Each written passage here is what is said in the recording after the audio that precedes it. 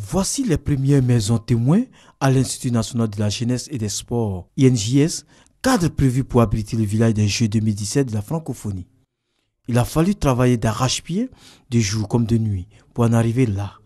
Des travaux de fondation en passant par la construction des plateformes à l'importation de matériaux préfabriqués, toute l'équipe est restée mobilisée. Les ouvrages que nous avons réalisés ici sont des ouvrages du point de vue technique qui sont d'une grande dimension de calcul parce que ça a demandé beaucoup d'heures de calcul aux ingénieurs et il y a des défis mathématiques qu'on a dû résoudre pour pouvoir trouver des solutions. Actuellement, nous sommes en train de monter les murs qui vont héberger les athlètes.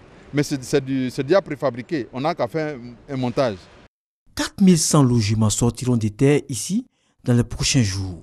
Des équipes alertes et professionnels du montage, du revêtement, de la plomberie, de la climatisation et des finitions y travaillent. Le rythme continue. En principe, nous produisons un bâtiment tous les 20 jours, mais par une seule équipe. Or, nous avons près de 15 équipes sur le terrain. Donc, ça fait 20 bâtiments qu'on va sortir tous les 20 jours. Il y en a 33. Au canal au bois de Trécheville, c'est aussi la même cadence de travail. Le podium de 20 mètres de diamètre devant recevoir la discipline des marionnettes géantes, des hip-hop et des jongleries a été surplombé par d'énormes charpentes métalliques en acier de 22 tonnes.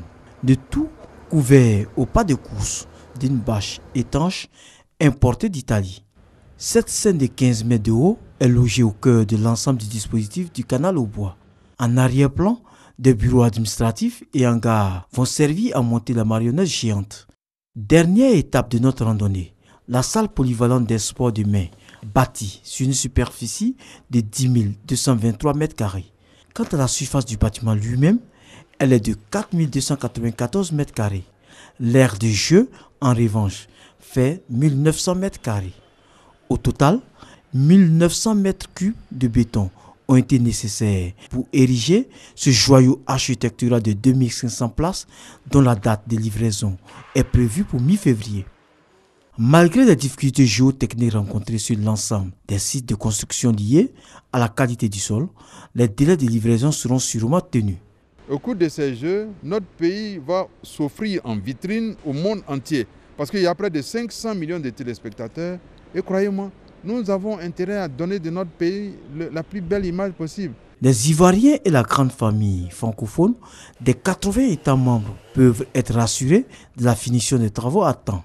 Du 21 au 30 juillet prochain, ils auront droit à des jeux grandioses, écologiques et sécurisés aux normes du développement durable.